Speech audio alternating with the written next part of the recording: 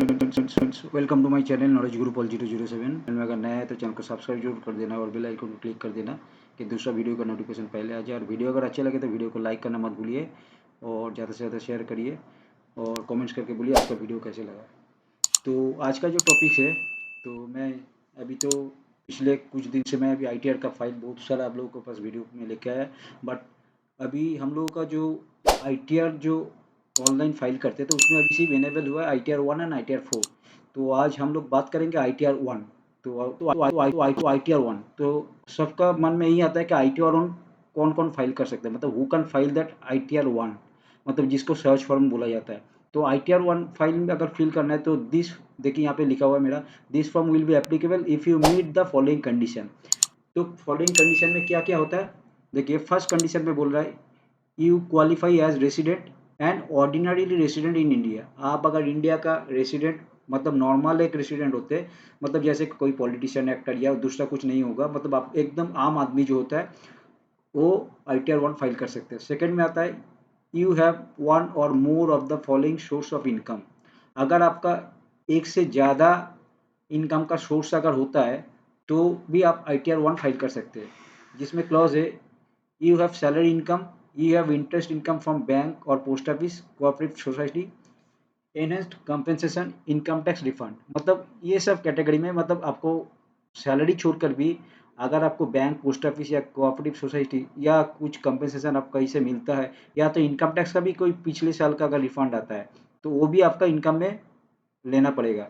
तो that time you can file that ITR 1।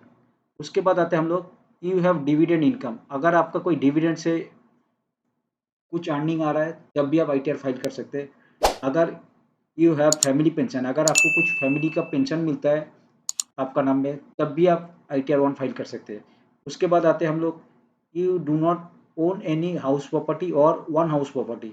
मतलब आपका नाम में कुछ, अगर आपका नाम में कुछ फार्म नहीं होगा, आपका हाउस प्रॉपर्टी नहीं है, और एक हाउस हो सकता है, मतलब आपके एक से ज़्यादा नहीं होगा, एक हाउस प्रॉपर्टी का दिखा रहा है, मतलब you do not own any house property, आपका अपना हाउस प्रॉपर्टी नहीं है, और अगर एक भी अगर हाउस होता है उससे अगर कुछ अर्निंग होता है तो that time you can file that ITR 1। उसके बाद आते हैं हम लोग you do not have any income chargeable at special rate. अगर आपका नाम का मतलब कुछ भी स्पेशल रेट का, मतलब नॉर्मल हम लोग अगर कुछ आते हैं तो इसका थोड़ा क्लॉज है, वो अब अभी मैं डिटेल्स में नहीं जा रहा हूँ।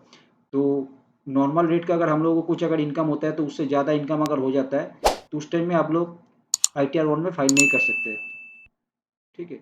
तो you have income from retirement benefit account maintain in A notified country under section 89 ए। तो देखिए अंडर सेक्शन 89 ए का जो है इसको थोड़ा समझना पड़ेगा। इसमें दो है, एक देखिए you have income from retirement benefit account maintain in A notified country under section 89 ए, और सेकंड और एक दिया गया है you have income from retirement benefit account maintain in a country other than notified country under section 89 ए। मतलब एक बोल रहा है कि आपको अगर कुछ रिटायरमेंट बेनिफिट मिला है कोई जिस कंट्री का, मतलब इसका क्लॉज है 10 ई, तो उसमें आपको अगर आपको बाहर का कंट्री से कोई अगर, मतलब उसमें भी कोई नोटिफाइड है, मतलब जिस कंट्री का, कुछ कुछ सब कंट्री का नहीं है, कुछ बेसिक कुछ कंट्री का दिया हुआ है, जिस कंट्री से आप अगर कुछ अर्निंग करते हैं या तो रिटायरमेंट बेनिफिट का जो अर्निंग होता है उसके लिए आपको ITR फाइल के लिए आप एलिजिबल है, ITR 1 फाइल के लिए। और you have income from retirement benefit account maintain in a country other than notified country under section 89 है। अगर वो अकाउंट, मतलब जिस अकाउंट में पैसा अर्निंग किया है तो वो अकाउंट अगर आपका इंडिया का नहीं भी होगा, अगर इंडिया का होगा भी तब भी आप कर सकते हैं। मतलब दोनों सेक्शन का बोला गया, तो ये हम लोग सेक्शन को थोड़ा समझ लेते हैं। देखिए इसके नीचे मैं इसका भी कवर अप कर लिया, relief from taxation in income from retirement benefit account maintained in a notified country 89A, where a specified person has income accrued in a specified account, such income shall be taxed in such manner and in such year as may be prescribed। तो क्या बोला जा रहा है इसमें, बोल रहा है देखिए आपका कुछ अगर, मतलब बाहर का कंट्री से आप अगर कुछ, मतलब जिस कंट्री का मैं बोला भी, कुछ स्पेशल कुछ कंट्री का जिसका नोटिफाई किया हुआ, चाहे उस अकाउंट में, मतलब उस कंट्री के अकाउंट में आपका कुछ अर्निंग आया, या आपका इंडिया का कुछ कंट्री में बाहर का कोई कंपनी से आपका रिटायरमेंट बेनिफिट आया, तो उस टाइम में आप इसका रिलीफ लेने के लिए relief from taxation in income from retirement benefit account. तो आपको 89 ए में, अंडर सेक्शन 89 ए में आपको वो नोटिफाइड कंट्री या चाहे इंडिया का कोई नोटिफाइड अकाउंट में आपका अगर वार्निंग होता है तो उसके लिए आप रिलैक्सेशन लेने के लिए आप 89 ए के थ्रू आप ITR 1 फाइल कर सकते हैं, तभी आपको इसका रिलैक्सेशन मिलेगा। और देखिए, your total income does not exceed rupees 50 lakh. आपका अगर इनकम लास्ट फाइनेंशियल ईयर में अगर 50 लाख से ज़्यादा नहीं है तब आप ITR 1 फाइल कर सकते हैं। If more than 50 lakhs then you are not eligible to file that ITR 1। उसके बाद आते हैं, देखिए, you are not a director in a company in India और आउटसाइड इंडिया। यू मतलब आप कोई भी कंपनी का डायरेक्टर नहीं हो सकते, चाहे वो इंडिया का हो चाहे इंडिया का बाहर का। अगर आप कोई कंपनी का डायरेक्टर है तो आप तो ये फॉर्म फिल ही नहीं कर सकते ITR 1 में। उसके बाद आते हैं, देखिए, you do not own any equity share in a company which is not listed in India और आउटसाइड इंडिया। मतलब जो कंपनी लिस्टेड नहीं होता, मतलब लिस्टेड जो कंपनी होता है उसका देखेंगे आप, गवर्नमेंट में जो मतलब पब्लिकली जो शेयर जो हम लोग इशू करते हैं तो वो सब लिस्टेड कंपनी होता है, मतलब। और जो लिस्टेड नहीं होता है उसका शेयर इशू करने से मतलब वो प्राइवेट कंपनी का जो होता है, मतलब वो उसका बाहर में शेयर इशू नहीं करता है। शेयर इशू करने के बाद तो पब्लिकली हो जाता है, पब्लिक कंपनी हो जाता है, मतलब वो प्राइवेट लिमिटेड नहीं रहता है, लिमिटेड हो जाता है। तो ऐसा अगर लिस्टेड जो कंपनी नहीं है तो उस कंपनी का आप अगर कुछ शेयर लेके रखे तो you are not eligible to file the ITR 1। उसके बाद बोला गया, you do not have any brought forward loss or loss to be carried forward. आपका अगर पिछले का कुछ लॉस किया हुआ है कहीं पर, मतलब कुछ बिजनेस किया है, उस लॉस को आप अगर इस साल में अगर आपको दिखाना है तो then that time you are not eligible to file that ITR 1। So बहुत सारा क्लॉज है।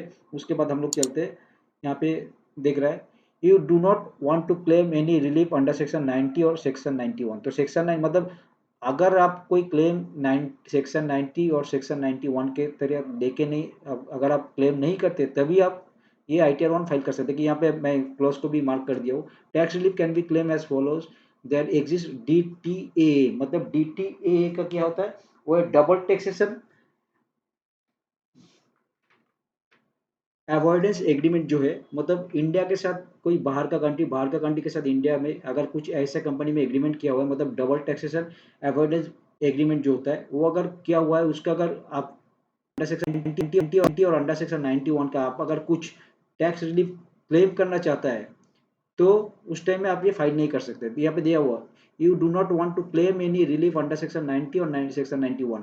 तो आप अगर सेक्शन 90 और 91 का अगर टैक्स का जो क्लेम है वो, मतलब जो रिलैक्सेशन बोला गया है वो अगर क्लेम नहीं करते हैं तो that time you can file that ITR 1।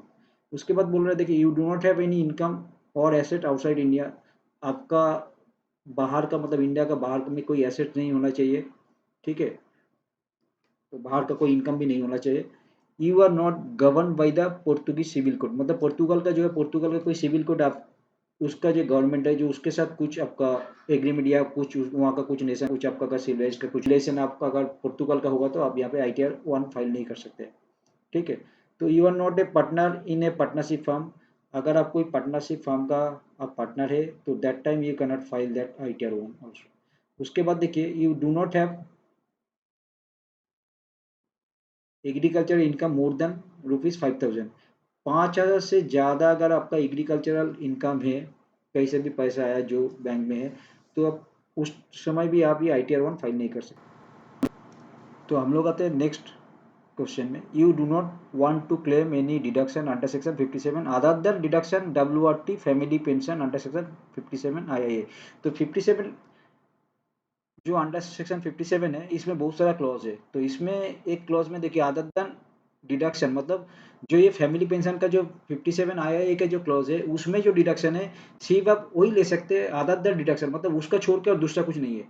Other than deduction this clause 57 आया है। इस सेक्शन में क्या क्या बोला है, देखिए, income tax act 1995 in this, in the case of income in the nature of family pension a deduction of sum equal to 33 and 1/3%। मतलब आपका जो, मतलब 33 and 1/3% का जो है, और सच इनकम और 12,000, यहाँ पे ये 12,000 या ये 15,000 हो गया, तो 15,000 या तो 33 एंड 1/3 का जो विच एवर इज लेस, मतलब जो कम होगा उसका, ये अभी 15,000 हो गया। ये इसमें ये बहुत पुराना दिखा रहा है बट ये 15,000 हो गया अभी, ठीक है। तो 15,000 और 33 एंड 1/3 का जो भी आपका कम होगा वही आप ले सकते हैं। सिर्फ वही अंडर सेक्शन 57 में उतना ही आना है। You do not want to claim any deduction under section 57 other than deduction, मतलब 57 आई का ही सिर्फ डिडक्शन आप दे सकते हैं, तो that time you can file that ITR 1। और उसके बाद देखते हैं you do not have tax deducted at source under section 194N। इसमें क्या बोला गया था कि according to section 194N of the act TDS has to be deducted if a sum of or aggregate of sum withdrawn in cash by a person in a particular financial exceed rupees 20 lakhs if if no ITR has been filed। मतलब आप अगर पिछले साल में अगर 20 लाख से ज़्यादा अगर उठा कैश विड्रॉल किया है और उसके बाद भी आप अगर ITR फाइल नहीं किया है ऑल द 3 प्रीवियस ईयर, और इसमें देखिए और एक क्लॉज है, और ₹1 crore if ITR have been filed for all or any one of 3 previous assessment year. तो एक चीज बोल रहे हैं, आप अगर 20 लाख से ज्यादा उठा लिया है उस टाइम में अगर आप ITR लास्ट 3 ईयर्स का फाइल नहीं किया है, लास्ट फाइनेंशियल ईयर में 20 लाख से ज्यादा कैश विड्रॉल किया, बस उससे आप पिछले 3 साल का ITR फाइल नहीं किया। और क्या हो सकता है, आप पिछले साल में आप 1 करोड़ रुपए उठाया बट ITR भी लास्ट 3 ईयर्स का फाइल किया है, तो दैट टाइम क्या बोलते हैं, you do not have tax deducted at source.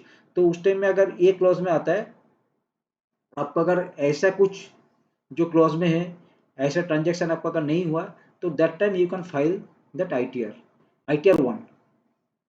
और उसके बाद बोला गया था कि यू डू नॉट, देखिए एकदम लास्ट कलम मतलब लास्ट नंबर जो यहाँ पे एन दिखा रहा है, तो यहाँ पे एक चीज़ बोला गया लास्ट एकदम है, जो you do not have deferred tax on ESOPS receive from eligible startups.